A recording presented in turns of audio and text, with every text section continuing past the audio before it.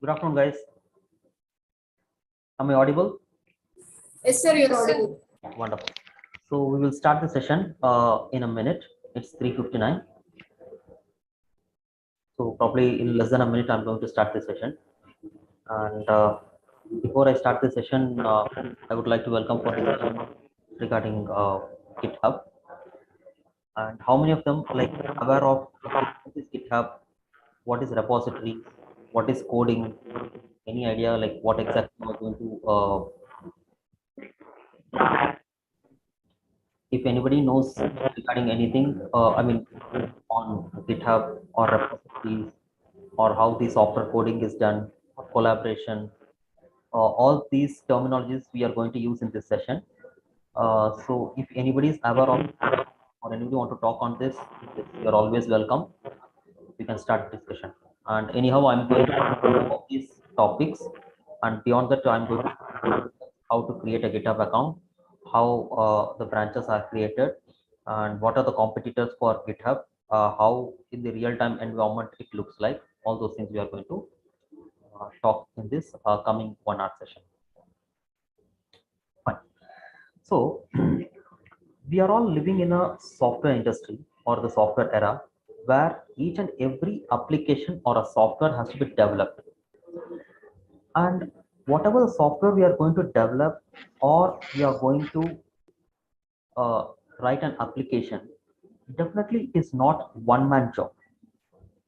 Previously when we were like writing a software development for a small application, one particular person will be writing code and he'll be executing and he'll be develop a software. But in today's era it is not like that. Even a small application or a big application or a big software or a small software, it is done by a group of people or a team of people. They might be sitting in same place or they might be sitting in anywhere as per the convenience. Let's talk about a very small application. I don't know how many of them like are aware of uh, this one, Dunzo or Swiggy. So all this is software that runs on an app. To develop a particular software or the application, it would have taken months together for the entire team, and I'm sure the entire team would not, wouldn't have sat in a single room or a same place where they will write the code and they develop the software. Few people will be working in a particular location like Bangalore. Few will be sitting in Noida. Few will be outsourced to some other company to do some development, and all it get collaborated and a single software comes up. Now, to this one, there are a lot of challenges. And me as a developer, if I write a code today and tomorrow I will enhance the code, and day after tomorrow again I will go and add few more features on that one, then I will think what I did on the second day might not be that great. So I need to again go ahead and re-enhance the code. So if after doing all these collaborations and all these developments, then the entire software is getting developed. Like me, there might be few other or bunch of software developers. They will be also writing the code in the same manner. Like first day they will be writing few codes, few other person will be writing few other lines of code. There will be some additions. There might be some enhancements. All these things. If I, after doing all these things, only the entire software or the application develops. For example, as I told, example of Swiggy to develop an application. Now, if I want to go ahead and write the code one on the first day, and the second day I add few more code, and I want to go back and refer the day one code, or I don't want the code which I have wrote on the day two, I can.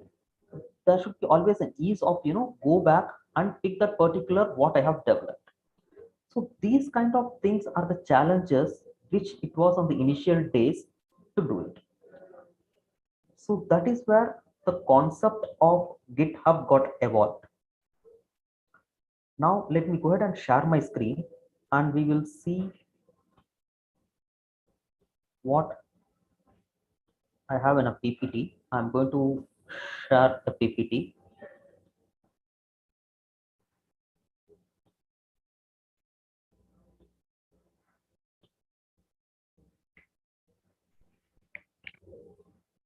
So before I start this PPT, I would like to tell two terminologies. One is GitHub. The second name is Git, Git. First, we will talk about what GitHub is, and in detail, we will see what exactly it is. Let me read out what I have typed here in a going through. GitHub is a code hosting platform, like how we host a website or how we host a particular data somewhere else.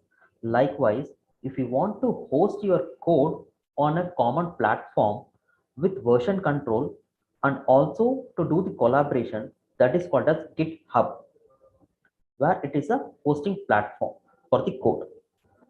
And the second point, it speaks about you can go and work together on projects from anywhere.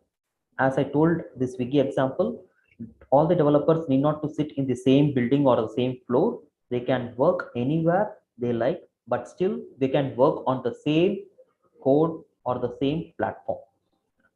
And GitHub is a provider for a Git on a website. Now we will talk about what is Git. Git means where you put your particular code on a place, and the collaboration of code or a platform for where the Git is going to keep is called as GitHub. And currently GitHub was developed and it is currently owned by Microsoft Corporation, and actually GitHub is an individual company, but the parent company for GitHub is Microsoft Corporation. So this is all about GitHub. In crisp, we are going to see in detail what it is. Let me run through the second slide. I have a bunch of slides. After that, we'll go for the real-time environments, how it looks like in the real time. Next is, as we spoke about what is Git, Git is again where we will type in our open source. Git is actually an open source. We need not to pay anything to install or get Git. It is like completely open source, and it is used for doing the version control system. As I told, what is version control? When we type something else or we write a code and we want to go back to a particular code. For example, if I'm writing a code for day 1, day 2, day 3, and it goes still for 10 days, and if I want to go and look out for the day 7th code, what I have written, I can simply go ahead and select that particular day or a branch. Yeah, fine. So what I was trying to tell is Git is a really open source tool. We need not to pay anything to install Git. It is a free application or a software where you can go ahead and install on any of the operating system. We let it be like Windows or Linux or Mac. You can go ahead and install Git, where on the Git is a kind of a place where you will write a code. To write a code, you can write a code in any of the software languages. You can write in Python, you can write in Visual Studio or .NET, or you can write it in Java. On any platform, you write the code, but that code has to kept in somewhere where you can go and keep it, and again you can go ahead and refer it. For that thing is called as for that particular tool to send the code and again get back the code is called as one of the software which we'll be using is Git.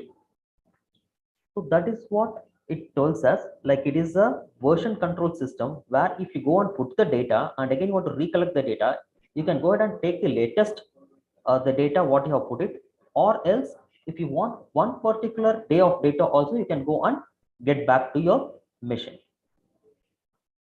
And so let me tell how this Git came into picture. I hope everybody know what is Linux operating system. So Linux is an operating system like Windows. Many of them knows, or everybody knows what Linux OS is, and it is developed by a person called Linus Torvalds. So when he was like developing a Linux operating system, initially it started in a fun way, and he started like developing the software. When he was like keep on developing, he was like really admired what he was like developing, and lot and pages of code he was like trying to develop for the operating system. For example, if you want to develop a small application itself, you will be writing hundreds of lines of code or thousands of lines of code. Example, if you want to develop an operating system, how many lines of codes he has to write, how many times he has to enhance the code, how many times he has to rewrite, or you want to reuse the same code for different places. When he was doing that, he want to have somewhere where he can go, keep his code safely in the sense like where he can keep it and he can go on for the revision control. At that time, there was no much in the market available where he can do this task. So side by side, he started developing Git, which is a version control system. So Git is actually developed by the same person who developed Linux operating system. Okay, and it is not needed that you need GitHub to run Git. That is what the third point tells. Even without using the GitHub, still you can go ahead and use the Git. Let me rephrase what I told. Git is just a tool where you will be, which is used for the version control for uh, that code which you have typed, that could be put it on a platform, and from there again you can go and get it back. So this is just a tool to send the data and collect back the data. The data here is simply code. Now let me go to the third point. Since we have spoke bit both about Git and GitHub, so the third slide talks about what exactly GitHub means and what Git does. As I told in the previous slide, Git is just a version control system where you can go and track your code. And GitHub is a cloud-based hosting service. It is a kind of a platform, like example a Facebook or a Twitter, which is on the web, where you can create an account by using the Git. You can go and keep your code over there, and again you can go and get it back by using a tool called Git. And GitHub is a platform or a web-based service to keep your code. If you go through the third and fourth point, that is what in detail which I have typed here. You can read it. I'll just give a minute or 30 seconds, or else I'll read it by myself. Git is a distributed version control system for tracking changes in source code during software development.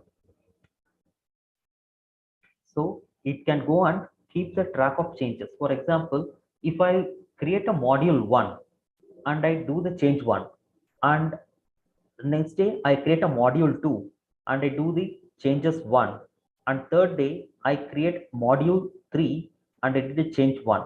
So now if I want to go and take the second day data, the module 2, I can go and get that particular data easily, because there is a version control. Every time when you go and create a source file and put it over there, the Git will have a version number or the version control for that one.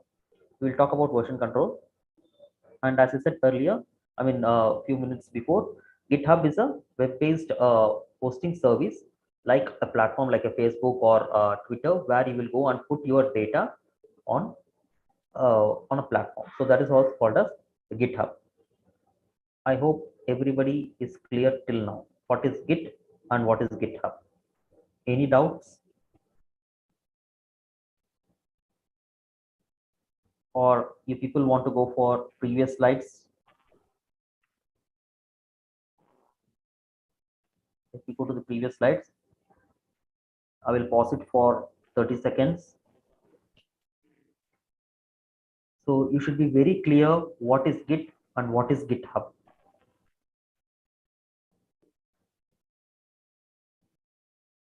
GitHub is a hosting platform for the Git. Now let me move on to the next slide. This is actual difference between Git and GitHub.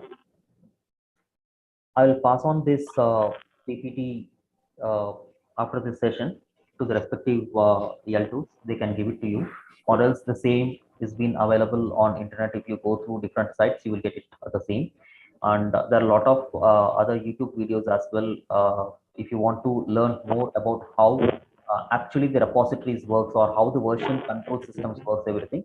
Anyways, I will go through this in detail. You can find it done by different experts in YouTube or any other platform or thing. So now coming back to this slide. So this is the basic difference which I pointed out. There are 12 major uh, things to differentiate what is Git and GitHub. Git is a software, or we can call it as a tool, but GitHub is a service where it has a lot of the repositories which it's keeping and giving it back is a kind of a tool or a platform. GitHub. And Git is always, most of the times it is used in command line tool, but in GitHub you can use the graphical user interface in the web browser or something. You can go and take it because it's always it is a web application platform, which I told earlier.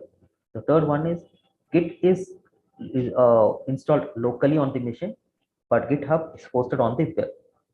It is maintained by Linux because this is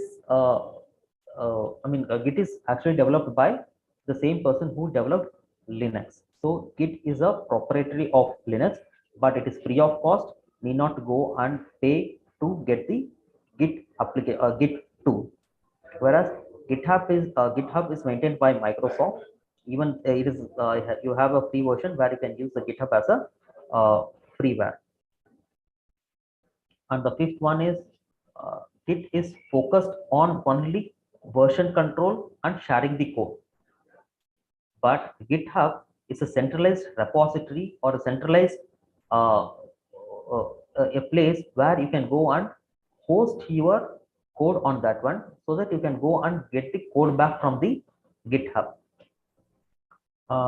This Git was like initially released by in 2005, and GitHub was launched in 2008. So this is one of the major features. So first Git was developed, and then only the GitHub came into picture. So Git doesn't have any user management. Yes, because it is installed on the local computer, so it is not used by the user management, where you cannot have a username or password for the Git. But whereas in the GitHub, you can go ahead and you have to create a uh, account where you have to give your credentials to use the GitHub. Git is, as I told, it is like open source and licensed. Git includes free tier as well as pay for the use tier. So both ways you can use the GitHub. Most of them we use the GitHub free tier, but few corporates or big enterprises, they go for the pay for use tier, because there are few benefits when you go and pay for the particular platform. The reason is if you have any challenges or anything, the experts will be coming there to help you out. But whereas in the free tier, if you have stuck up anything, then there are the community people, like the subject matter expertise, they will be resolving your problem. But it is not the guaranteed resolutions. It works most of the times, but at times there are failure. But when you use for pay, there will be a guaranteed solutions, where if you get stuck up, they will be coming and help you as per the plan which you take for the pay for use type.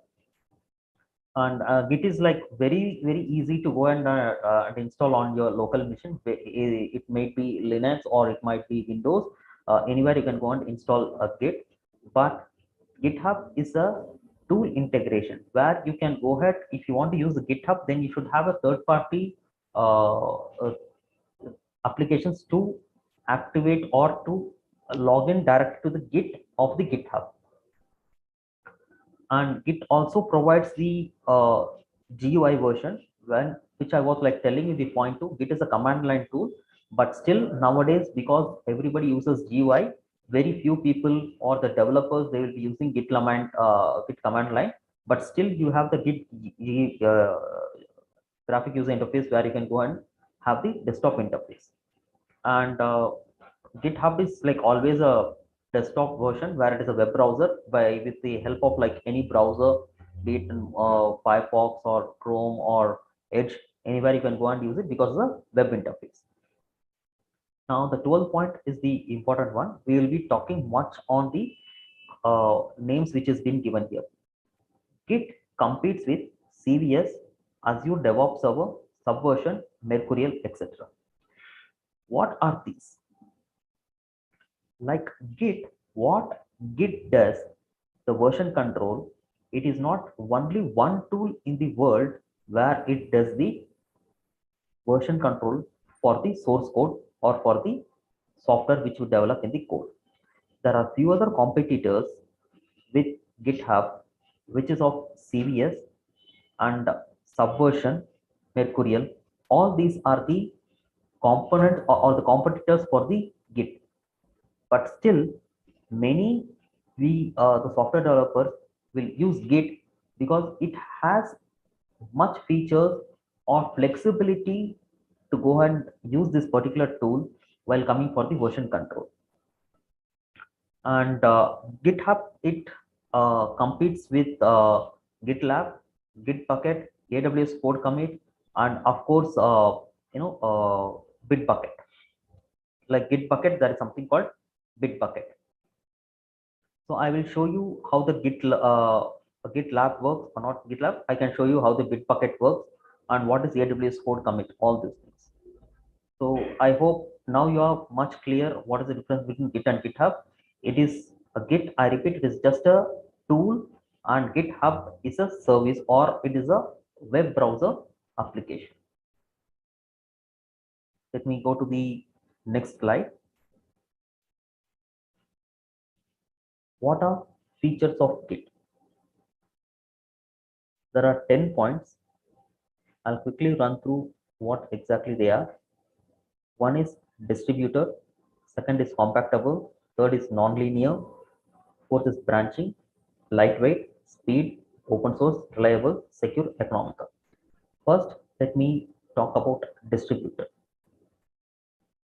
So first, in the start of this session, I was telling if I want to develop a software, it would be done by like couple of persons or an entire team, or say a number 25 or 50 or 100 people will be developing a software by writing the code.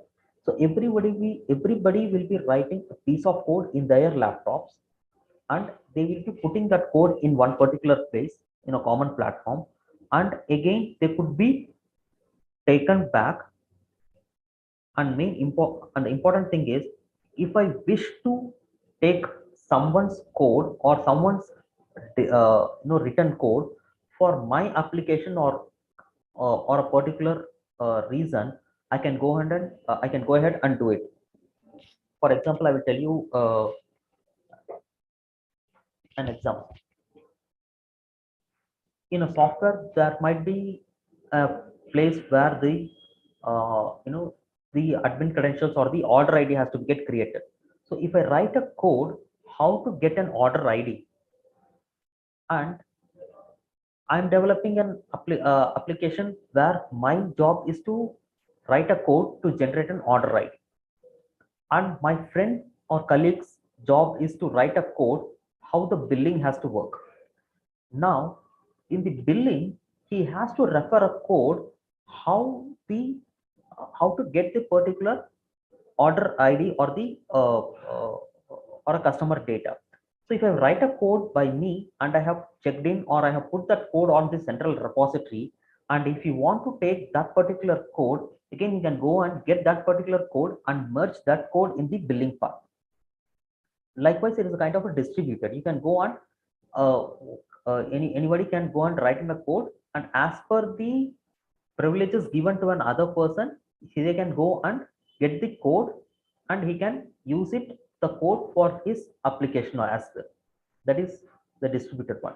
Second is compatible, which means if you want to download Git, I'm using a laptop which has a Windows 11 operating system. My friend who works with me has a Mac machine, and other person might be having Linux. So the same Git could be installed on any of the operating system, and if I want to transfer the code or to get the code, still Git is compatible for any of the operating system or any of the versions of the code which I go and write it over there. And not only that, if I want, Git is not for one particular software development. As I said, In any language, you can go and write the code. Still, you can use the Git to go and commit the code. If I install Git, if I know Java, I can write the code and commit in Java. I mean, I can commit the code via using Git, the Java code. If I know Python, I will write the code in Python, and I can go and use the same Git to go and commit the particular code, or you can send the data for versioning in the Git. That is the point number two. Point number three, it is non-linear, which means if I want, for example, we started a company, for developing a particular software application. So we have a target of completing in this software for 3 months.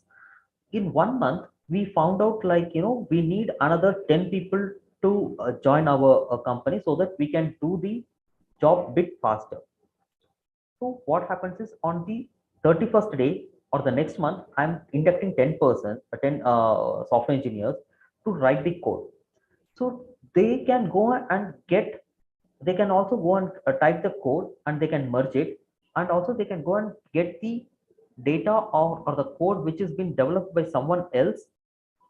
And you can go ahead and get the data from somewhere of the day 20th or day 15th data. They can go and get it from the source code from the Git, and they can go ahead and implement it. So that is the non-linear. Need not to go for that particular structure like day one, day two, day three, and then only I can go and get the code which is developed on day 15th. No, the person who joins on the next month, they can go and get the code of 20th day and start copying it to their machine, or taking it to their machine and start enhancing that particular code.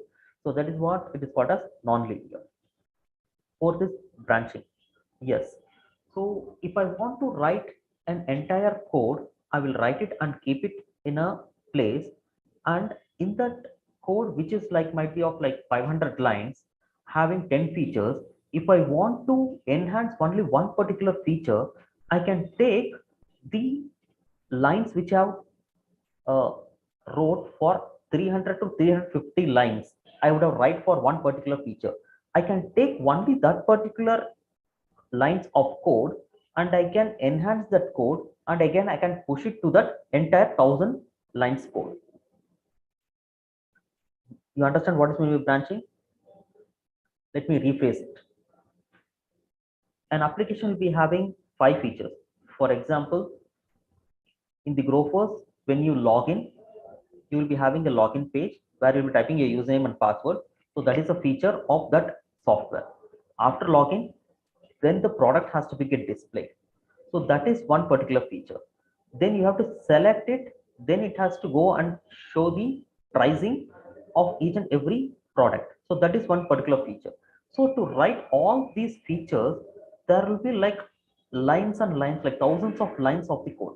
Now, if I want to enhance one particular feature, for example, if I want to enhance the code for the pricing, which I would have write the code from 300 line to 350 lines. The 50 lines of code belongs to the pricing. Now I want to do some addition on that particular code, or I want to improve the code. Then what I can do is, I need not to take the all 1,000 lines of code, and I go and remodel that 50 lines and again push it back to the repository, or pushing back to the particular data. I can go ahead and take only that particular 50 lines, and I can use it, and again I put it over the thing. Uh, just a minute.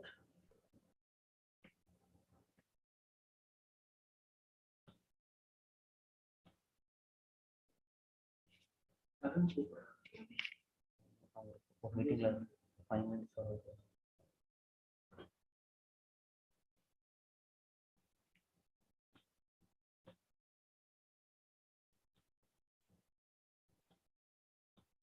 So this is what about the branching means.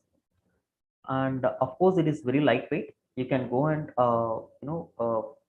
use this Git. You can use this Git anywhere else. It's a very lightweight software. It is not a heavy software where you should have large disk space to get occupy, or this particular course on the virtual machine, or this particular course on your machine it needs to allocate.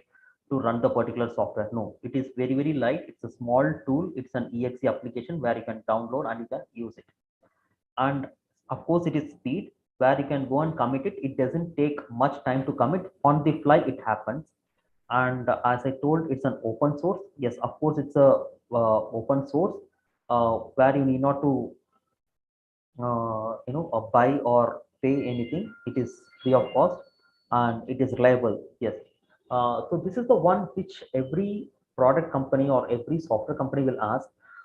I am investing on so much resources, so many employees to write a code where I have to pay huge some salary for this number of people, and is my code kept, is it safe and reliable?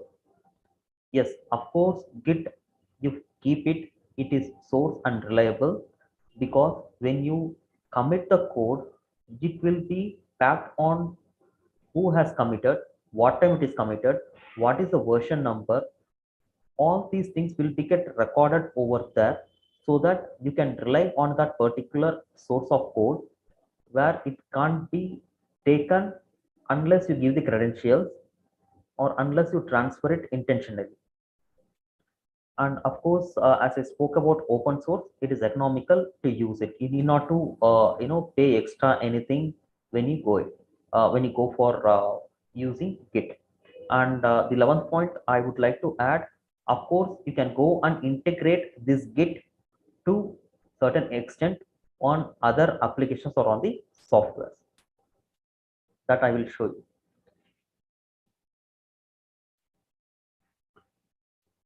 So what exactly this Git does, we already spoke.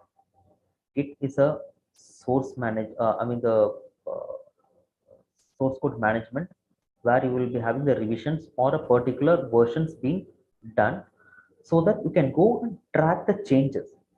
If there are like 100 software engineers working from day 1 to day 100, so it is very difficult to tomorrow, if after the software has got developed and want to implement it, we found there is some feature is not working. So to or to rephrase or to take out that particular code and replace a code, so it is very difficult who has developed on what date, because all 100 employees had worked for 100 days, 3 months time, or 3 months time to develop particular software.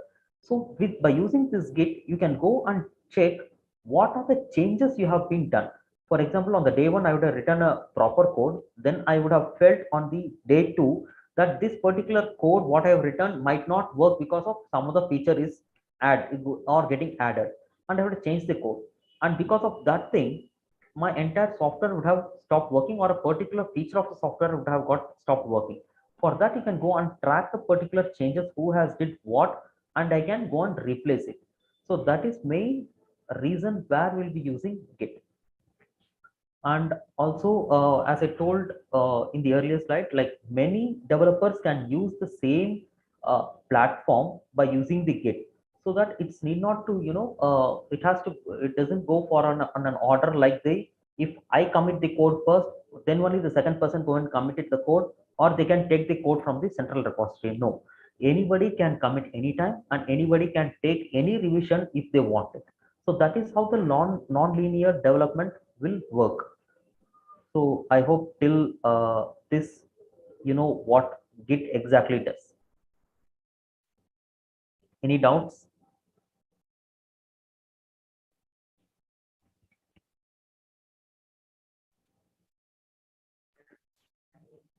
Okay, let me pass on to the next session. Sorry, next slide. So this is a pictorial representation of what is meant by GitHub and Git. Git is a platform where you will be using Git tool to go and connect the Git. Okay.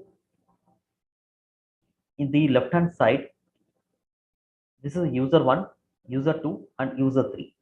So in our example, we will be taking 3 persons who are developing a software. They will be using their individual Git in their machines, and all these 3 persons will be sending code to the GitHub in the platform, They can push the code, they can pull the code. This is what the GitHub is.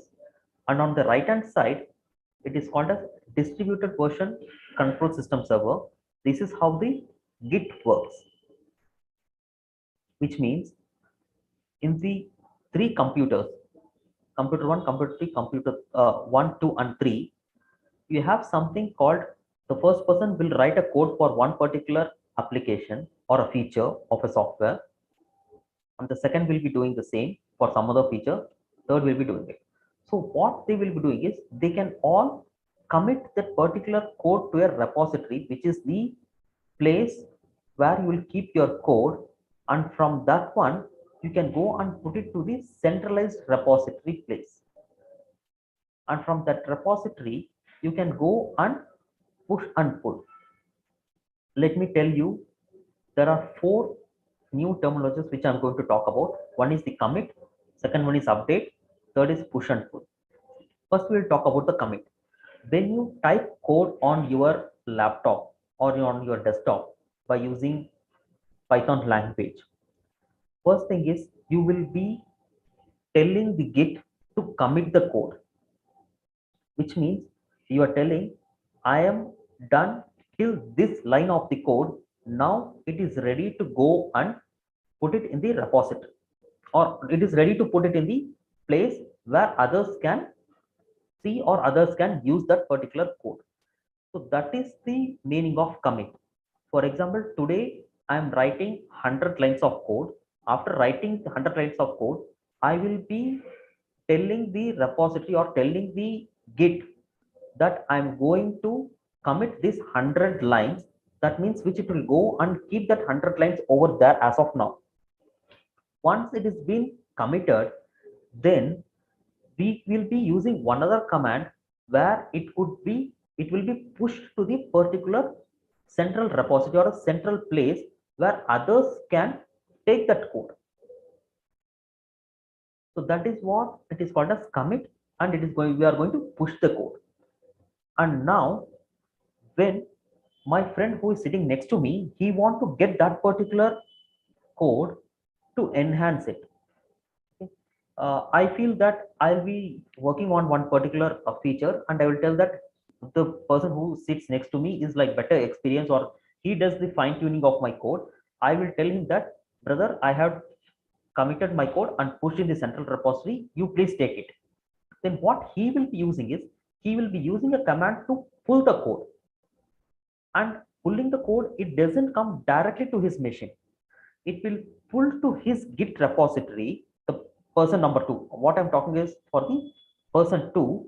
What he will do is he will pull the repository, I'm sorry, he will pull the code to the he will pull the code to Git repository, and from there he will again has to pass a command called update. Then what happens is, if it will go and copy to his local machine the code. After coming to his local machine, then he can go ahead and enhance the code, or he want to add some more feature on that one, he can do it. So this is how the code will go from your laptop. Whatever you type the code in Python language or any other language, that's how it goes to the Git repository and comes back. So first, once you type the code, you will be sending a command called commit, and after committing, you will push the code to go to the centralized repository. If you are not pushing the code, it will be still lying in your machine only in the repository. But when you want to take it to your machine, you have to pull it from the central repository and you have to update.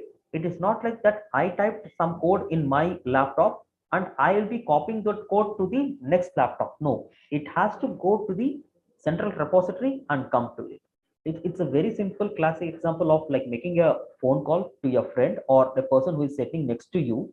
Even if you dial the number, it doesn't directly connect to the next person who is sitting next to you. What happens is, your call will go to the particular network, and the network will again route the call to your friend's number. Even though you both are sitting next to you, the call doesn't connect one to one. It has to go to a central place and comes. The same way, the code what you type in your laptop, it has to go to the other person. You need not, the best way is you go and commit it on the Git, and then you pull the code. To pull the code, so there are commands which you have to do it. It doesn't happen automatically. You have to type the command, or you have to tell to the git, telling that you are going to commit the code, you are going to push the code, or you're pulling, or you're updating the code. So these are the commands which you will be using in the git. We are going to see the commands also in the coming slides.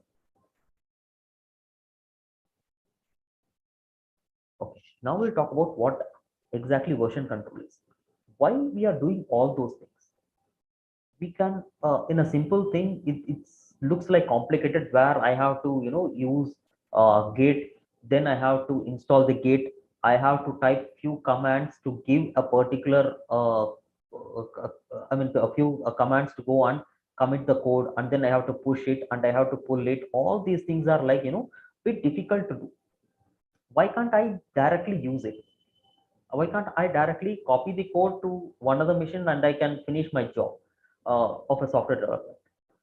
No, it is not going to happen like that. If it is then, for first few days or few hours of your job, it will look easy. But when you start keep on changing your code, and when you want to give this code to someone else and again to enhance and get it back, you will lose the control. Who did what, why they have did, all those things will be get into a messy or a very bad shape. So we cannot do that, have without version control. We cannot do that. I don't know how many of them have used Microsoft Word or Excel, where if you abruptly close or your system crashes or something, when you restart the Word or Excel, it will show the version number, version 2 1, version 2, version 3, or something. I don't know how many of them had seen something like that in a general scenario. Even Microsoft Word also has a kind of, a version control. Or you can go and put it on, if you have, you heard about SharePoint. It is that is mainly used for the document version control, all those things. Anybody of know how this version control works, or what exactly version control is? Anybody?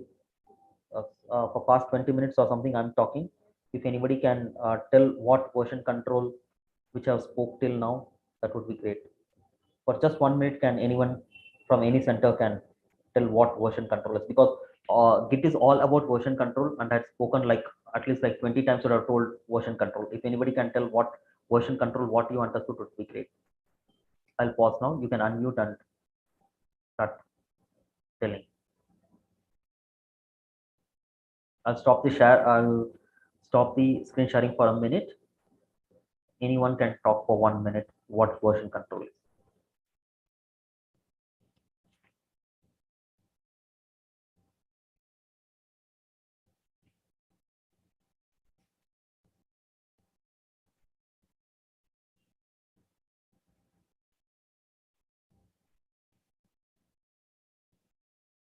Any center? I think from Hubli they are talking, and it's mute, I believe.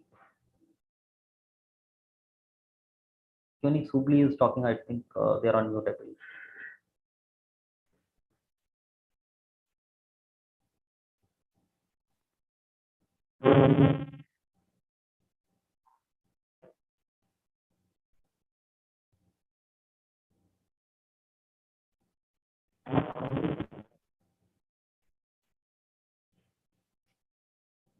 No, internet is not stable.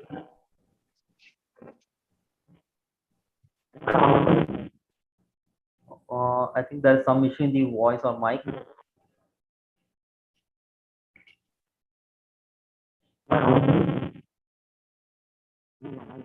No, brother, your voice is not coming. I think there is some issue in the audio. Uh, that's okay. Any other center? And I repeat my question. What do you understand by version control? You can.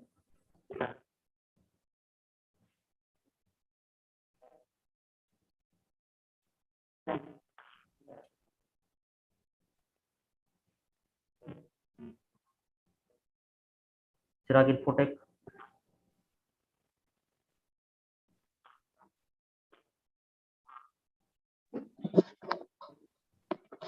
Yes, Saujanya ma'am. Saujanya. Yes, ma'am.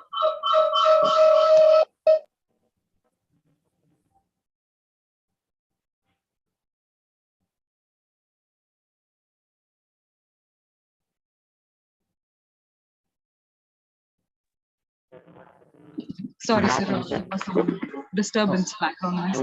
No So problem. the version control basically says it's like a source control, which is a practice of like tracking and managing the changes which is necessary for the software code and or the software tools that helps for the software teams to manage any kind of a changes which has to be done for the source code over the time, like for any kind of a development environment which has to be accelerated, or any version control systems that help software teams to work in a better, smarter way or a faster way. Like especially most of the tools which will be used is for DevOps teams, I think, if I'm not wrong. So, and that will gradually help the reduce like development time and increase successful deployments for DevOps team. True, true. What you are telling is absolutely true. So what happens is like when it's a lot of people working on different projects or different on the same project, they are working on different applications and things. When they want to go and get it back what they have did on a previous dates, or they want to roll back the changes, then if you have a version control, then you can go and implement that one. What you told, a word called DevOps is 100% right. So all these tools are like version how to put across is like when you want to develop a code on a particular date and a particular thing. uh, Sorry, let me read out a chat message come from Unix Hubli. Version control is a class of systems responsible for managing changes, computer programs, documents, large websites, or anything. Yeah, that's a general terminology about the version control. And the version control, what we are talking about here is like in the code. When you type a particular code, what Saujanya ma'am was telling is like absolutely right. So when you type a particular code and when you want to do on what code is been written when, and you want to roll back the changes, or you want to end, or you want to take a particular code on that particular date, or who has freeze that code or who has committed that code, you can go and take that code back and you can reuse it. So that is why the version control is being done. And one more thing which I want to add here is, do you think like once if I write a code, okay, after writing 100 lines of code, I will be telling to the git that this is my code, this is my version number, you please commit it? No, I will not do anything. I will just simple pass a command to commit and push the code. Now it's all git responsibility to go and type, to go and pack who has committed the code, when it has been committed, what is the commit message, what is the revision number, or what is the version number. All these things will be get packed by Git itself. We need not to go and do anything, and it is so neatly packed. You can go and refer so much easily. Even if I'm like so much organized person and do it, I can do it for few times, but not always, right? So we will be in a hurry. We will be like using some time. We will be doing it something, and we will not be using sometime. But the Git is a software where it is a job of that. Git is like to make the version control. We need not to go and give a particular version number for each and everything. If we started giving the version number, by mistake there will be duplicate of versioning numbers. So for that, that is the reason we use the Git tool, where we will be typing the where we'll be committing the code in the Git. The Git takes care of all these things. They take off the version control. They take off the what revision number, who has committed, what is the commit message. All those things it has been taken care by Git itself. So that is what I want to tell. And also from Vaishali Computers, I got a message. Version control software keeps track of every modification to the code in the database. Yes, whatever you do in the data, whatever the modification you do it, even that also will be get again tracked, and it will be put it. It will be get have a revision number and kept it.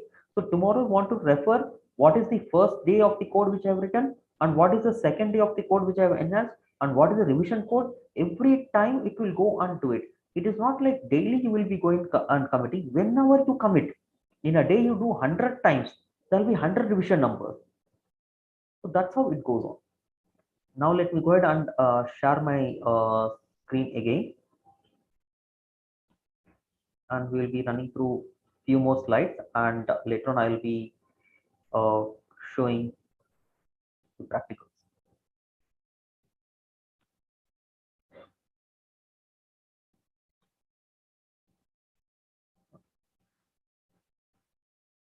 So the last point I will read out and we'll move to the next slide.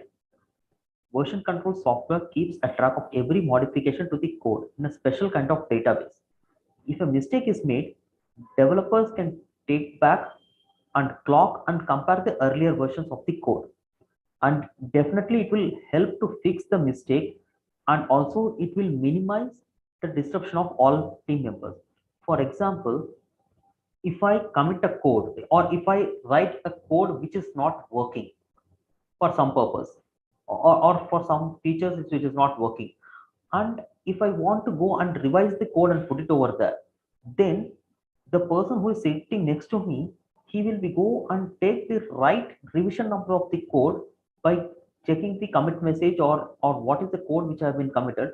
By that he can go and take that particular day of revision number or that particular revision code, and he will be start utilizing it. So it did not go and take each and every code what I have committed. He will need not to go and analyze and see what is the right code and then enhance that particular code. So what happens, it definitely brings down the time and the efforts of the other team members who works for the same software or the same project. So these are the different version control tools.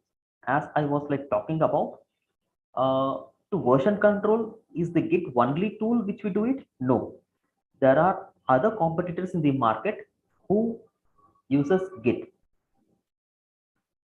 Okay, Git is a terminology used or developed by in Linux labs. Likewise, the Subversion is one other tool where you can use for your version control. Likewise, CVS is also one other tool which is used for version control, and Mercurial. So all these are also the version control tools. So Git is not only one particular tool which is available for doing the version control. You will be having different controls. Few are managed by Microsoft. Few are like open source, all those things. So whatever the version control tool you want, you can go ahead and use it. But majorly, everybody uses Git because it is very easy and compactable, and many software engineers or many places we use the same uniform command of tools for the Git. It is easy to go ahead and enhance, not enhance. It is easy to use it to commit and get the code back. Then compared to the other competitors like Subversion or CVS or Mercurial. Today we'll be talking about Git. Okay, now we'll talk about the collaboration. In the previous slide, I was like telling that if I type a code and commit it in a central repository or a central place on a Git, and if I want to get it back, how it is going to happen? For example, if engineer 1 does a task 1, and engineer 2 does the task 2, and engineer 3 does the task 3.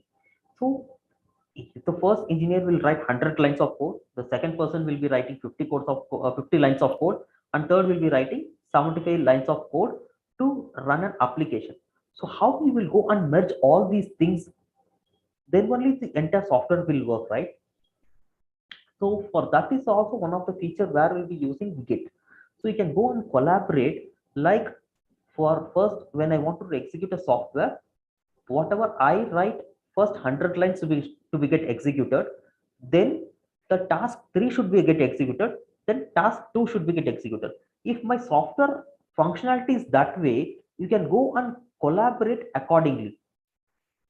So that is the beauty of Git, where you can non-linear way of collaborating the code. It is not like it has to come in the sequential order where you type and take the code in for the GitHub, or how it has to work. So that is the reason we use the Git, where the task 1, task 2, task 3, all three can be combined. But in this slide, it has not been shown. But what I am trying to put across is, like, if a software has to get executed, where the first task or the first particular line of code should be get executed, and the next line of the task 3 should be get executed, and then the task should to or the code should be get executed, we can do it by having git.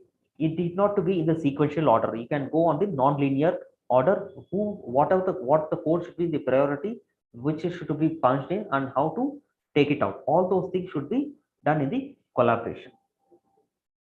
That could be done in the collaboration. Okay. Now, when I tell the Git is mainly used for version control, how it is done in the versioning. So what happens is when you type a particular code, it keeps your entire code in version 1, and again when you commit it, or again when you put the code in Git, commit meaning when you are putting your code in the Git is called as commit. So there is a terminology used in the software language. You commit the code. You send, that means your copy, your whatever you developed on your laptop, you're putting on a central place. That is called as commit. So when you go and commit on the day two, or the second time, or the third time, or the fourth time, so all these are kept on as a particular snapshot. So it is not the entire data it will go and keep. So what happens is first time when you commit it, it will take the entire bunch of things, whatever you have developed, and keep it in a folder. And the second time, when you go and add few lines and commit the date, commit the code, it will take what are the changes which you have did it, and it will take the version number also correctly, and it will match it. And when you are adding few more features, and again you are going to add it, it will take that particular version number and what are the changes been done, it will go and keep it. So when you want to take the code of 2, then what it does is the version 1 and what are the changes you have done, all these two will be get combined and put it to you. So that is what it is telling. The snapshots of all versions are properly documented and stored. So even you commit 100 times, there will be 100 version numbers will be available, and those numbers are very accurately. It is not like only for one particular person. It's like 100 persons are working on the same repository or in the same code. For all 100 people, it will have a proper version number which is assigned by Git itself. If we started assigning a revision number, okay, one day I'll be typing the date as a revision number, next day I'll be typing my name as a revision number. Likewise, it goes on that. Then there will be a lot of chaos when you want to take back the code. That will be like a lot of you cannot go on validate which particular code on which day you have wrote. So that is where the version control, it has a proper system of how it should be get version. So version control system is a separate topic to talk about in general, and everywhere this is how it happens. And Git does the version control system on a very accurate manner. Whenever you go and put it your code, you have committed the code, and when once you commit the code, it will have its the version on a very proper name and the specific thing how it has to get documented. I'll go to the next slide. This is another important slide. Okay. Now what happens is, all fine. I write the code in my laptop. I put it to the Git repository. My friend writes the code. He also put to the Git repository. Likewise, like 10 members in my team write the code. And what happens if the repository itself crashes or the server hard disk has gone? Ultimately, whatever you write, it has to go and write in the hard disk. And hard disk is an hardware, it's an electronic component. It can crash or it can come into virus anytime, and all your data there are chances the data you could lose the chances of losing the data is there. So how this mechanism works is, the moment I started writing a Git, the moment I install Git and start writing the code, so one copy of code will be lying in my machine, and when I commit to the central repository, the same code will be available in the central repository. Likewise, it happens for individual laptops.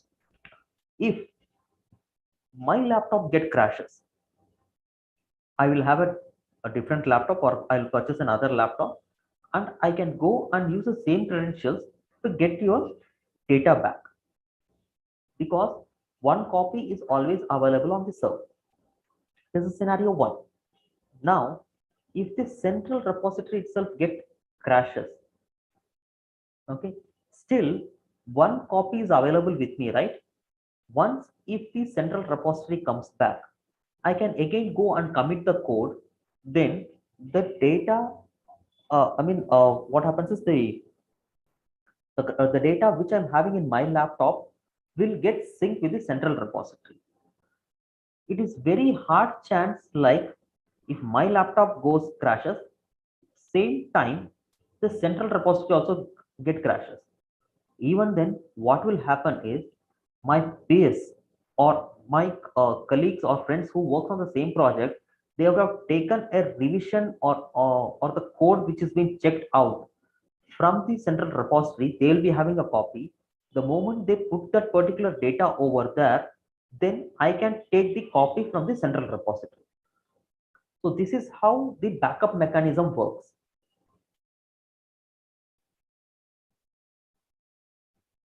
I will repeat.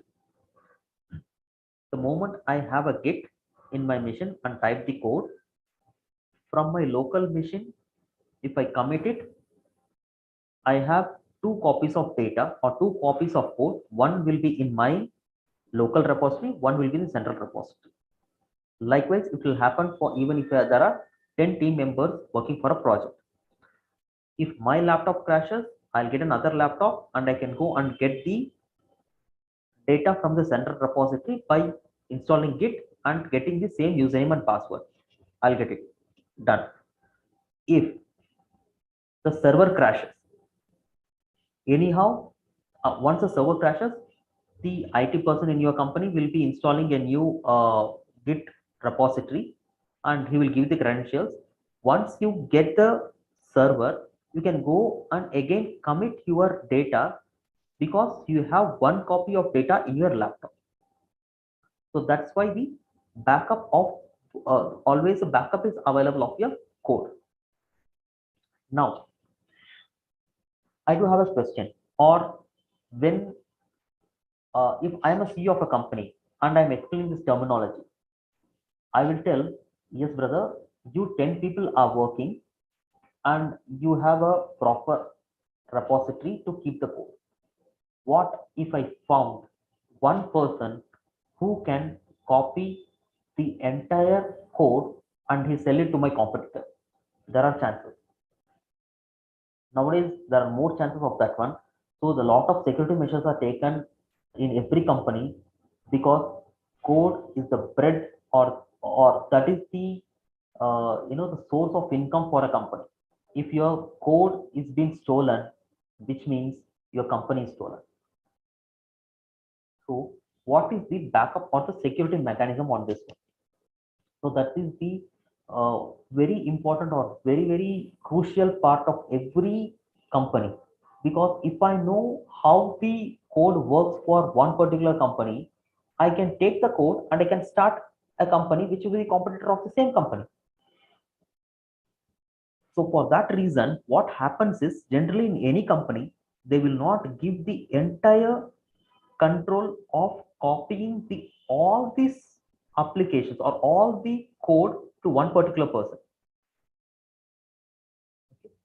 So if I work, as I told, like Grofers, or I was like telling about the Swiggy application. The Swiggy has many features. Login is a feature, loading the data is a feature, finance is a feature, payment is a feature, offers is a feature. So all these features will be working. So everybody or every team will work on one particular feature, and everybody will be having content of that particular thing. Even if one person wants to take the data, or he want to intentionally want to take the data, he cannot take the company will not give the entire source code for one particular person where he can copy the entire software. Nowadays, companies are not doing that.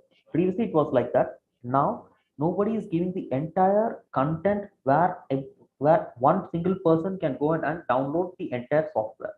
So we will be having a different levels of what person can go and commit the data and what he can take from the server. Yes, of course, server will have the entire software code, but we will not be giving the individual or the user or the engine or the software engineer to take back entire code or entire software. We will be allowing to commit of only one particular feature where he is the individual responsible for developing that particular feature. Now you understand what is backup is.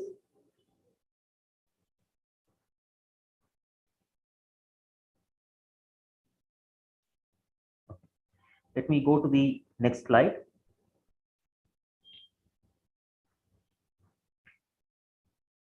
Okay, this is what I was like telling. So GitHub is a central repository. Every individual will be working on one particular feature. If you see four people in this group, assume one four people team will be working on one particular feature, and one other four member team will be working on some other feature. Likewise, there are different feature for every software. Uh, so when you go and commit the data or you commit the particular code, you will go and commit it, and only whatever you commit, you will be taking it out from the uh, GitHub. So not the entire source code. So that is what it was like telling. So when a particular person, when they have noticed a few teams were already using GitHub, adopting the familiar platform, which it is onboarding easier. If this particular four-member team is sitting in Bangalore and one other four-member team is sitting in Mumbai, they can easily collaborate and they can do the projects on that one. And they will be giving the feature for what they are allowed to check in and check out. That is what it has been written. When all the teams want to collaborate the code, then GitHub is the most popular tool. And you would have seen Jenkins. I will also talk what Jenkins is after these slides. Okay. Now, all this time we were talking about repositories. So, what is repository? Repository means where you will keep your project files and what revision history of that particular file is called as repository. It is not the code. I repeat, repository is not code. Repository means the code file, the project files, which entire thing, and also the revision history of every time you commit the code is repository. So the second point tells that in the GitHub, the basic thing or the center is called a repository. So without repository, you cannot tell this is a GitHub or this is a Git. It is a tool actually, but repository is where it is a kind of a folder where you will keep all your code, and not only the code, all the components related to the code, and also the revision history. Everything will be kept in the particular place is called as repository. Okay, that's what the third point tells. It is like a folder that contains all the files and documentation related to your project, and it is also a kind of database. So when you go to repository, you can find like how many files are there, what is the revision history being done, when it is being done, all those things you can find it in a place that is called as repository. And I want to tell there are two types of repository. One is central repository, and the first is central, and the second one is local repository. So again, it tells the same thing. You can keep your code files, text files, images, anything you can keep it in a place. It's a kind of a folder on Git. It's called as repository in simple terms. Now we will see what are the two types of repositories and what exactly they does. So GitHub is a central place where you will keep all your repositories in one place. In the right side is a local repository. First, we will talk about the local repository, then we will talk about the central repository. On the right hand side, if you see, this repository is always kept in a local machine. Like I said in the backup slide, when my data crashes on the server or the entire server gets crashes, still I will have a local place where I'll keep my files. My coding will not be just like lying like a normal folder or a text file or anything. I'll be keeping in a particular place or a particular location as called as repository. So that is on, if it is been on my machine, it is called as local repository, as simple as that. And it resides in a .git folder under my project's root place. And if I want to access it, only who can access my laptop can do it. For example, the laptop is used only by me, then only I can go ahead and use this local repository whatever I have wrote the code, because this particular code or information or repository is resides inside my laptop only. That is called as local repository. Very simple. And central repository, it is where I keep my code on a remote server. It is not on my server. That remote server, it could be on premise server, it could be on the cloud, or it could be on any particular data center. So that is where if I keep my particular data on that on those machines, is called as central repository. And it has, again, it, the particular repository will start with a folder name .git on the central repository server or on the GitHub, if you want to tell in this example. And here, why we are keeping on central repository? It is if I want to exchange the data or if I want to copy the data, if I want to send the data, it is better to keep in a central repository and send it. So that is what it's called as central repository. And when you push from your local repository, it goes to the central repository, which is GitHub. So in the down, you will be finding two persons. Okay, the two persons will be typing the code and putting in the GitHub, and the third person who is sitting on the top, if my manager is there, if he want to review my code, he can pull both the person's data from GitHub and he will be taking it, and he can go ahead and review it. So this is how the GitHub works. Let me tell, all these are the features which we have discussed for past 1 hour, but to really to work on this one, you should know some basic Git commands. So GitHub is a platform, Git is a tool. The tool to work, you should pass few commands to work, and these commands are very simple language, need not to by heart anything. Most of the commands are like self-explanatory. Okay. The first is like a git init, which means initialization. If you want to create a repository, you have to type a command called git init, and on the right hand side, the commands are status, add, commit. If you want to add a particular uh, code on the git, then you will type add particular repository name and what is the message you want to give. If you type that particular command, you can go and add a repository on that one. If you want to know what is the status, who has committed on this at what time, then you can type the command status, and you want to commit the code. After finishing the task, if you want to go and commit, then you can use the word commit to go and send the data or put your code in the Git repository. And we will talk about the left commands. One is add origin, push and pull.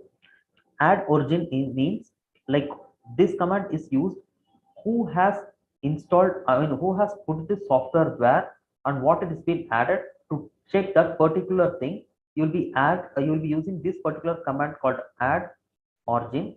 And when you want to push the push your particular repository, already repository is there. If you want to push few more codes, you will be using the push command to send your data inside the repository. The same way, when you want to take back your code or you want to take someone's code, you will be using a command called pull to take the data from the repository. So the command on Git are of easy English. It's almost self-explanatory, and these are the very basic commands. And there are a lot more commands available in Git that if you want really to have, I can have one more session on that. What exactly the few more advanced commands are and how and why it is being used in the real-time development. I can show you those things also. And the down, what it is called as parallel development.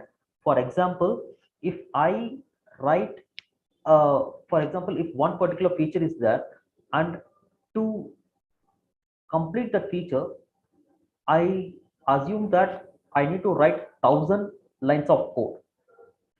I alone cannot write 1,000 lines of code. So what I will do is, for that same feature, I will be telling my friend that I will be writing first 200 code. Likewise, I will call my four other engineering friends and tell that you write 200 codes of each. So all five people will be writing 1,000 codes, and we will collaborate that. We will be merging that particular code, and so that the application or the feature is get developed. So to do that one, you can do after writing the code. When you want to merge the code, when you want to merge all these 200 plus 5 or 200 into 5, then we will be using the command called merge to merge the entire 1,000 lines of code. So this is the command we'll be using it. And the next is something called as branch. So as I told, if I particular if a particular feature has like 1,000 lines, and I have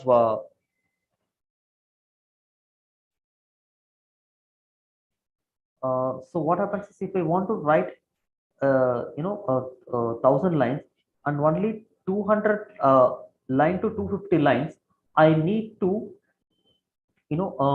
take it out and enhance the code. So what I can do is, I can make that particular 50 lines as a separate branch. I can take it out, I can rewrite the code, or I can enhance the code. I can run in a local machine, see how the code is working. Again, I can go and merge that particular that 50 lines of code with the existing 1,000 lines of code, or I can replace that 50 lines of code of the existing 1,000 lines of code.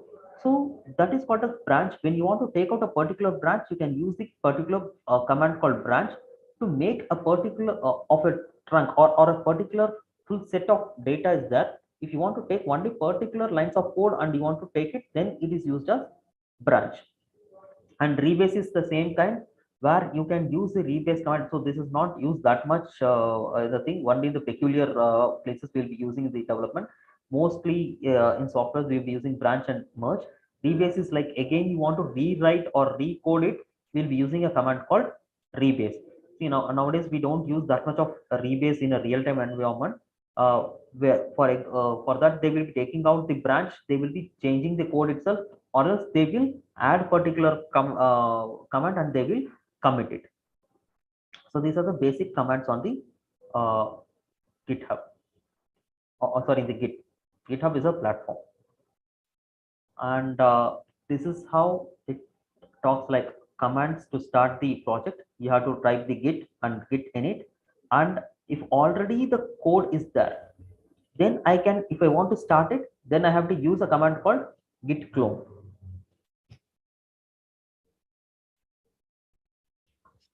So this is what the basic commands will look like.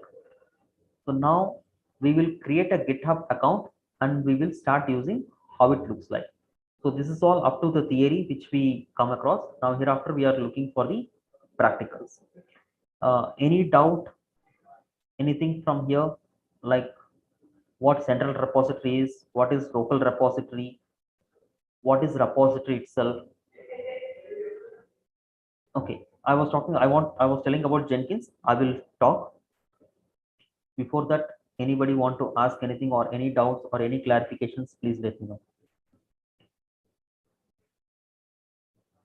till now theory part got over. I explained what is Git, what is GitHub, what are these features, who are the competitors, what is the revision, what is the source control, uh, uh, how it is being done.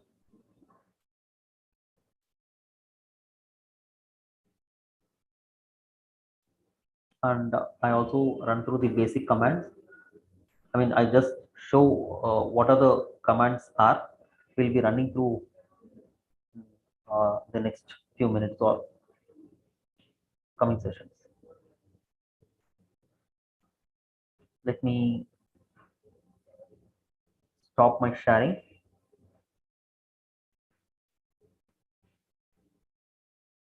Anybody have any doubts?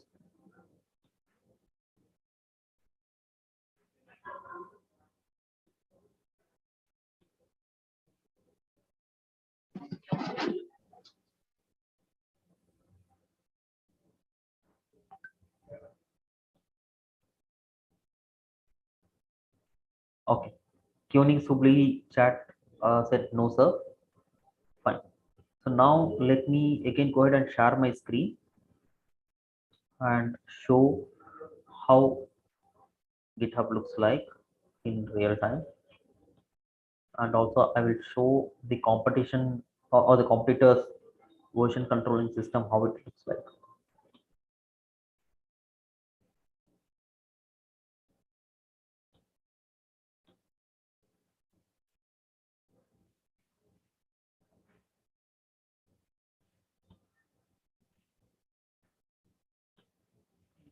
Okay.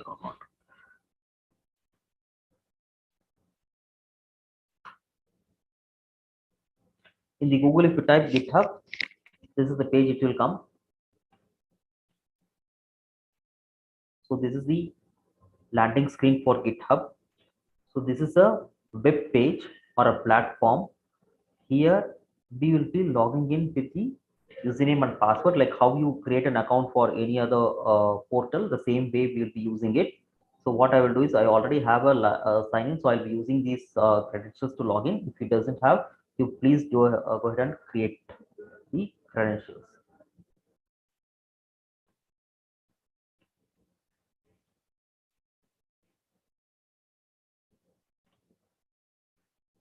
So once you log into the page, so this is the landing page for github.com, and this is the free tier. This is not a paid version. If you want, you can go and do it for paid version, but I suggest don't go for a paid version until it is required, because you will get more features and more things itself available in the free GitHub, where you can use your repositories over here. On the left hand side, you will find like what is your name, what is the dashboard. On the name, you will get it over here. And the second one is about the repositories. If you want to create a new repository, you can go ahead and create a new repository. And as I told, repository is a place where you will keep all your code, including your revision number. All the entire thing will be available inside the repository. This is where you will find what is the repository is. If you go here, it will go and tell what exactly, or what is the code, when is the pull request, what actions to be done, all those things it will be telling over here. I'll come back to this one. Before that, I will show what are the available in the screen. Today I logged in and I found it like there is some global developer front end for the cloud available. And if you register, uh, you can go ahead and register, where you will get 20% off on the discount. So it's a paid one. You can go and if anybody interested, you can go and look for this session which is going to happen. And there is something called GitHub Copilot. So this is a different concept all about, I will tell you. And here if you come, you will find called Explore GitHub.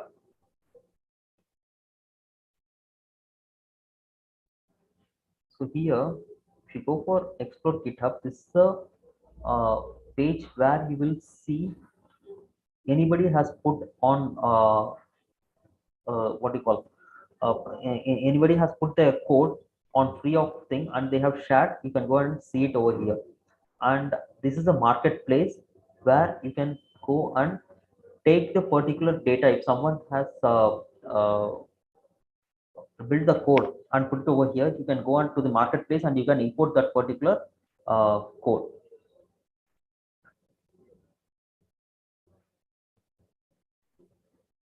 So let me go to the landing page, which is the main page of this one.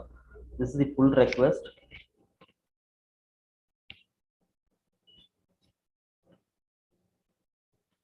And if any issues are there, you can go and create a ticket so that they will be replying to your issues.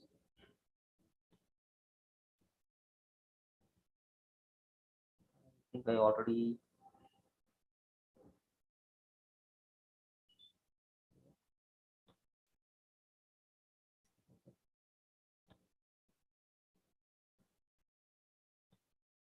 I was talking about the issues. If you want to create a new issue, you can go ahead and create a new issue and you can send it to them. They will be replying in this forum. If you have any issues, you can go ahead and create an issues. If you can't assign a particular issue, if that would be get assigned and the particular person will reply to that particular issue. This issue is not to the third person. When you create it, it is for inside the team to whom you give the access.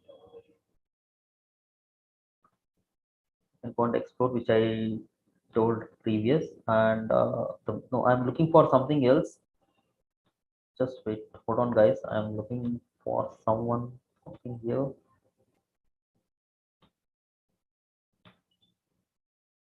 Okay, fine. So here in the plus symbol, you'll find to create a new repository. If you already have, if someone has already created a repository and I want to give it to you, you can go and import this same repository. For example, if I'm already working on this project and any new person joined and I want to give this task to him, so what I can do is I will be putting this particular repository on the centralized because already from the Git it has come to a centralized place, and I can go and import that particular repository if someone has put across it. And this is for the new organization. You can go and create it an organization and it will be totally different thing. If I want to work for entire organization, then I can go and create it for, this is where you will go and pay for it. And it has its own features and the reasons why you want to go for the different uh, features, because it will be having a lot of other features. So this is for the free is only for the individuals and organizations. But if you have like more thing to be do, like for example 3000 CI/CD minutes, which is like continuous integration and continuous deployment, you want to do it with this GitHub, then you have to pay it. Otherwise you will be getting very less thing. And also the packages also, when you want to go and type your code and keep it, maximum available is 500 MB in this account.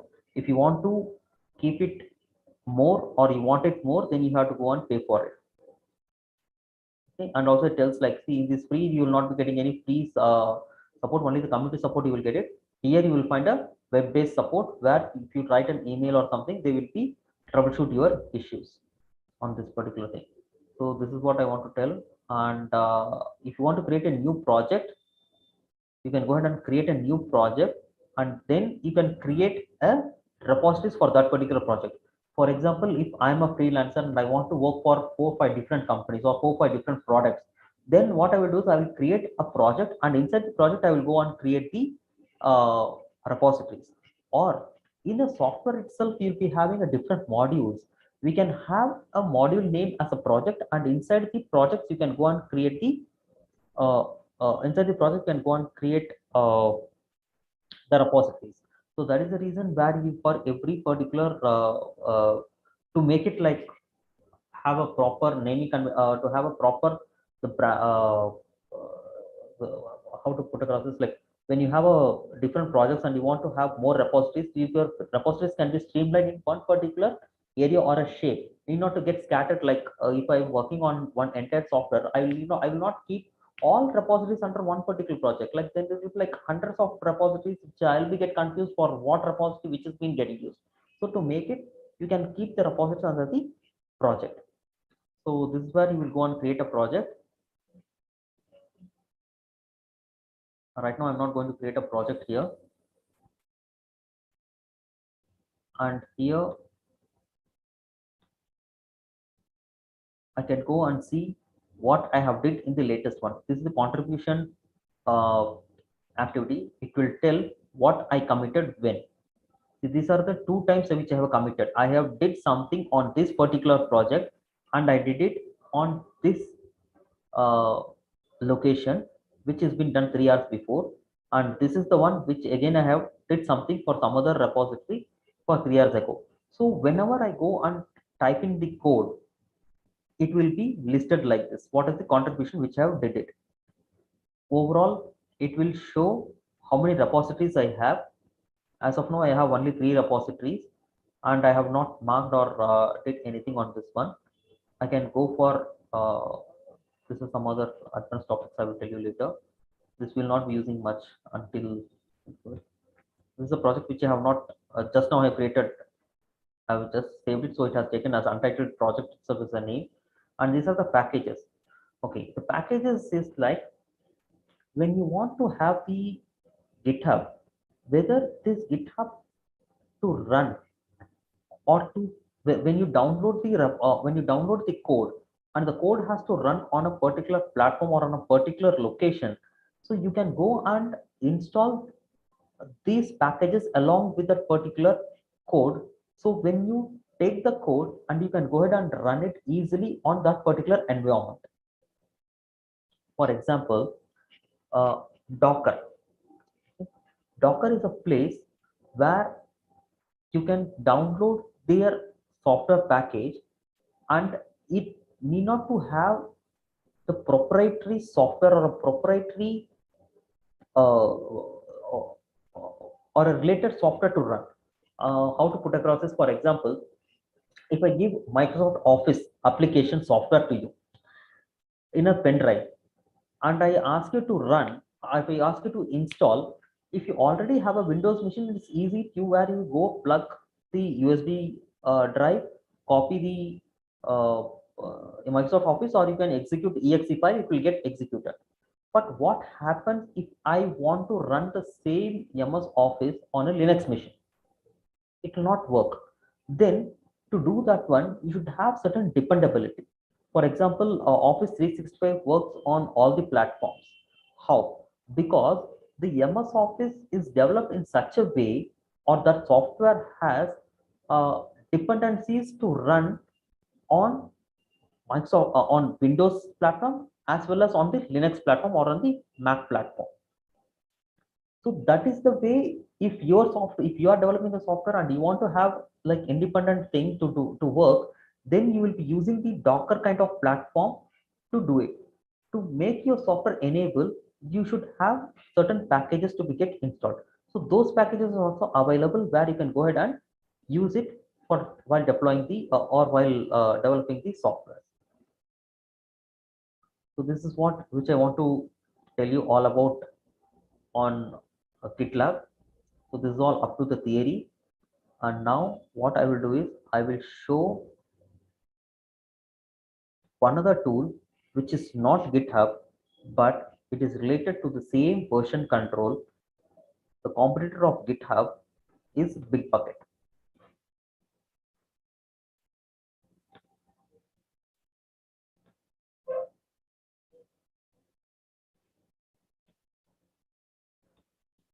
This is just an overview, guys, like how a repository will look like, how a project will look like, how the code is getting committed, what exactly it is. Okay. Bitbucket is owned by one other company called Atlassian, and the same way what GitHub does, Bitbucket also does the same thing.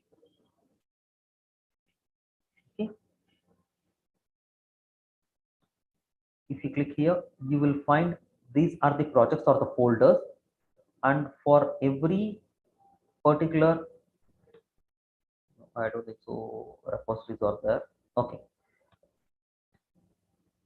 So this is how a particular repository will look like inside a project called this name. Inside this, you will find a code which is called as master or branch. I will tell you what is the branches is. Okay. Let me go and pull some other repositories which will have more code.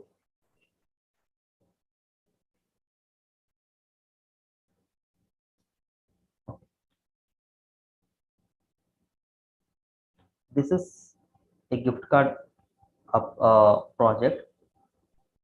Okay, this is how the repositories will look like.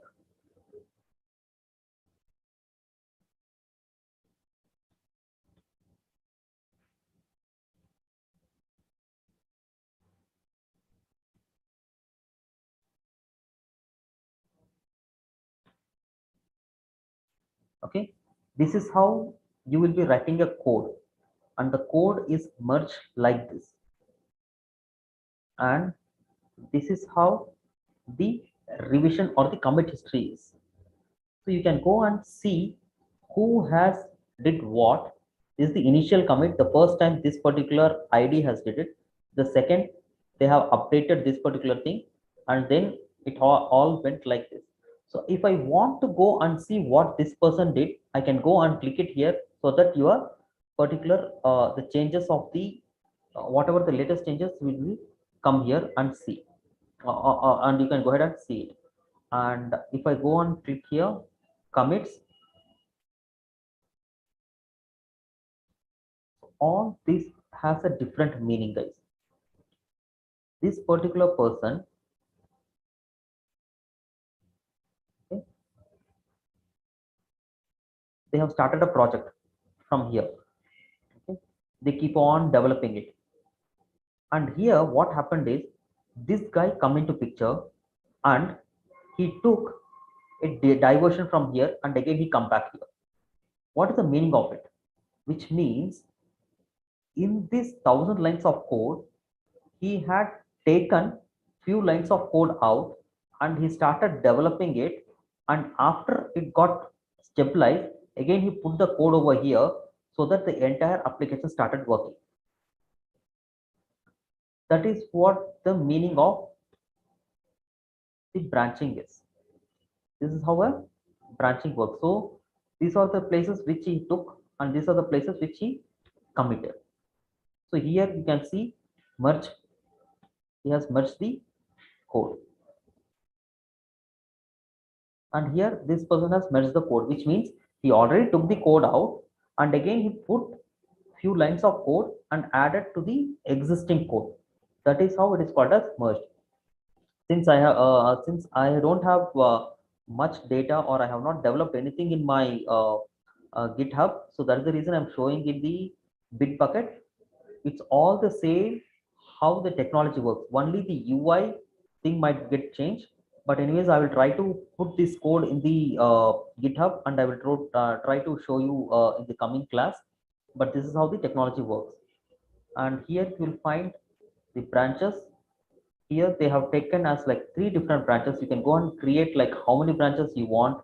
Okay, and you can go and type here, and you make it a branch, which means in the in the master or the main branch, you will be keeping like 1,000 lines of code and keep on adding. And if you want to pull out one particular set of code or set of lines of code, you will create a branch and tell that what exactly you are taking it out, and you will work on that particular branch, and again you come and merge to the master branch.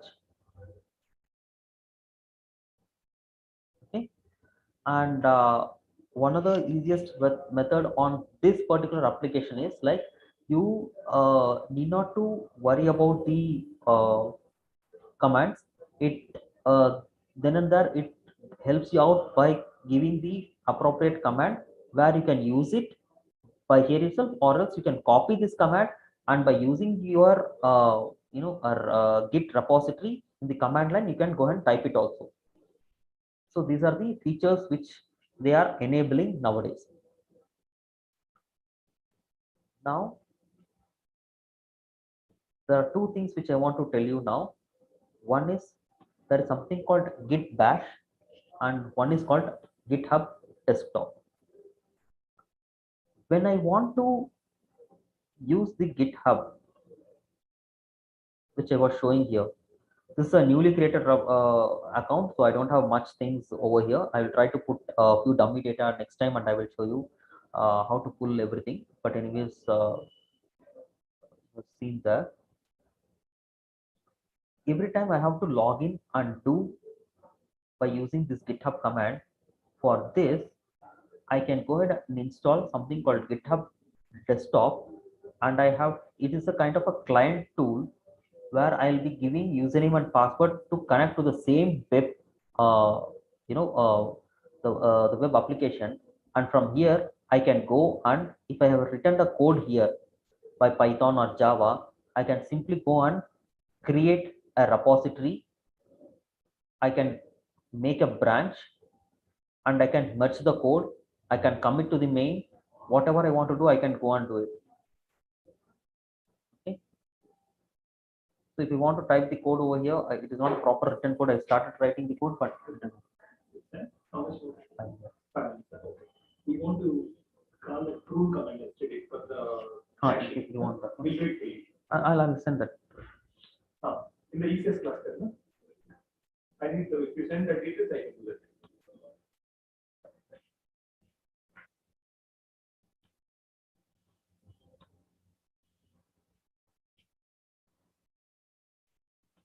Just 1 minute, guys. Close something.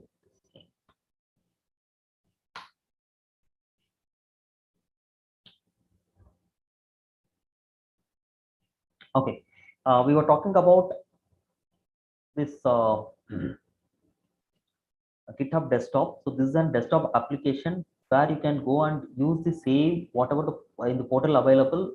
You can use this particular desktop application to do the activities where you can go and fetch the data, where you can go and create it, and you have a lot of things when you want to push, pull, remove, view, and if you want to really view in the GitHub, you click on this.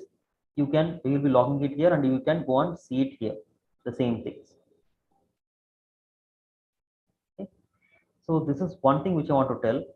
The second thing is you go and install Git Bash. This is the bash command where we will be typing or where we'll be using it to uh, push or get the tool. So what I was telling is like to install the Git, right? Git is a tool. So Git Bash is the same tool which is available. I'm using Git Bash instead of Git. We will be using this particular tool to send the command, that is to commit and also to pull or push the command, to push the code actually.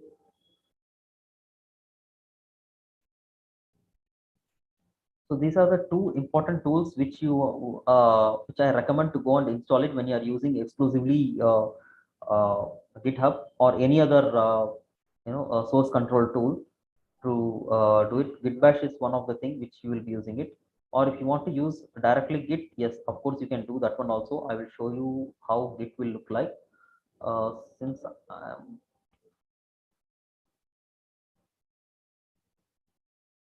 you can go and download Git SCM. So you can go and download Git for Windows. This is the place where you can go and get it. This is the tool. After writing the code in Python or Java, we'll use this particular tool to do the version control.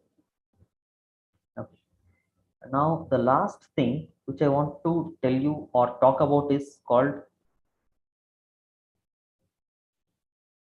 Jenkins.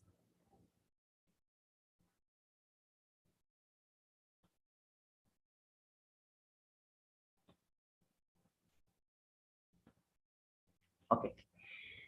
So here what happens is, now we all know what Git is, what GitHub is, all these things. In the Git, we'll be using the the versioning system where you will version and we have seen a screen where how the code is getting merged, all these things. Fine. Now, after writing the code, do you think if I merge the code, it will work or the application will get developed? No, it will not happen like that. What in the Git and GitHub we are doing is, in the GitHub, we are putting all our repositories where collaboratively everybody works. After the code is get completed, now we will feel, yes, I have written all the code so that my application will work. Then there is something called Jenkins. It is one of the tools. There are competitors for Jenkins also that I will tell you. That also I will tell you. So Jenkins is like where you will take the code and build the software. So it is a software building tool or a continuous integration or continuous deployment tool. I have written a code. I have put all the code in one place, and what Jenkins do is it will take the code from your GitHub and it will go and deploy on your web application or on your web server. Or you have a database to implement, it will go and implement the database. So Jenkins is a pipeline tool or a pipeline application or a pipeline which it takes the code from your GitHub and it go and put it on your this one on your actual server where it has to be get deployed. For example, if you have a server on premise on your local machine, or you want to have your machine in AWS, wherever you want, you can go and put it over uh, the software. So in the Jenkins, we will be telling that this is the place where you have to pick the code, and this is the place where you will be dumping the code or you will be installing this application. So this is a part of Jenkins. Any doubts till how many of them have created GitHub account?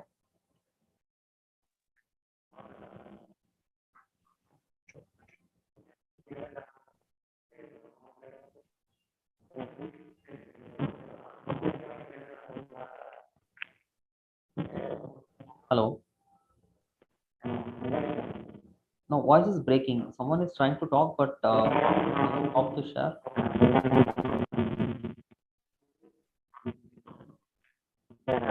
Unix Hubli, if you are on talk, you can type it over here. I can see and I will reply to your questions.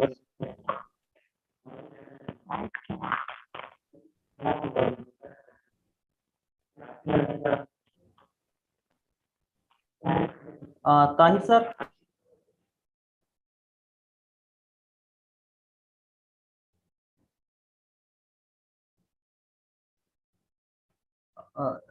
Anything you want to discuss or any inputs from your end, sir?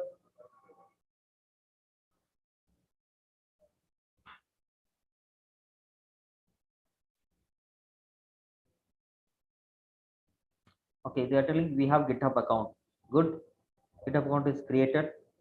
Nice.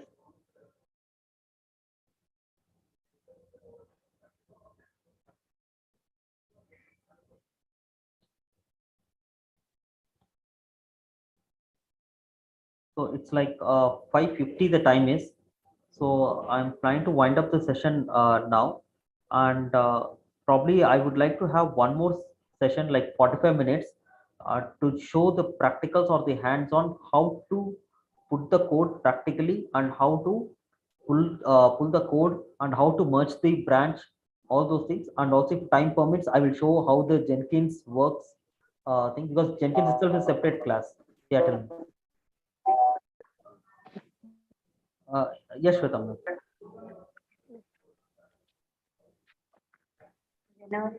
Yes, sir. Whenever you want, we can schedule the. Yes, ma'am. So today is like Thursday.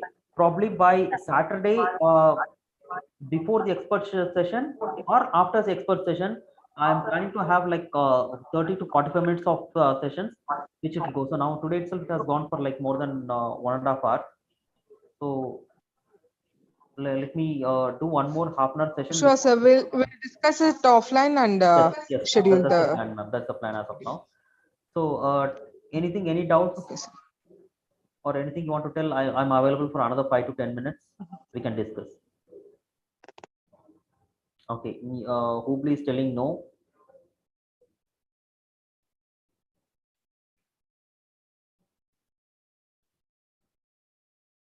Okay, SSC Haveri says no. So no doubts.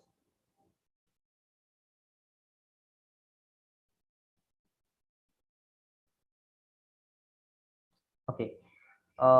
Then I will ask a doubt, or I will tell what is my concerns. It's all fine. Like in the Git, I am typing the repos. I mean that the data or the code, and it goes and stays in the GitHub platform. And I also told that if backup is also there, if even the repository git crashes, I can go and take from the local repository. Now, tell me, if someone has my credentials to log into GitHub account, and if they want to copy the data, what will be the impact? May I know that someone has did something using my particular account? They will be taking the data or not? Let me rephrase my question. If I have my GitHub account in front of you, I have logged into this account and assume that I have my company data or the work which I have developed over here is here in the GitHub.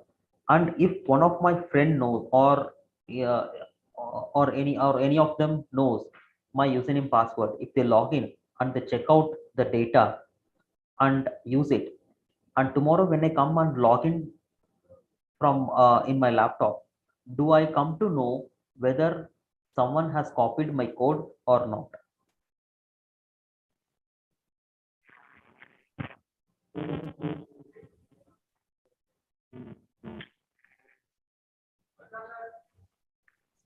Telling us yes, sir.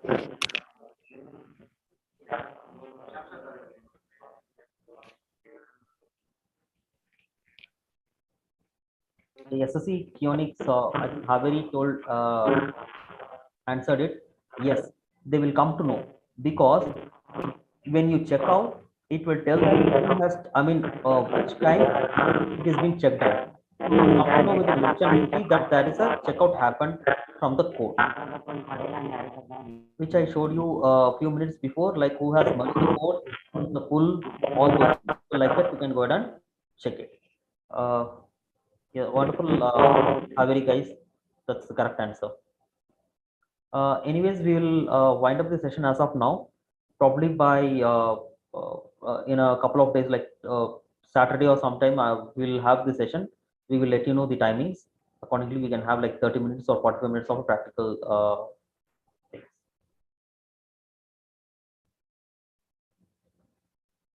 So since there is no doubt, wind up the session as of now. Probably we'll meet on Saturday to continue the practicals on this one. Thank you. Bye.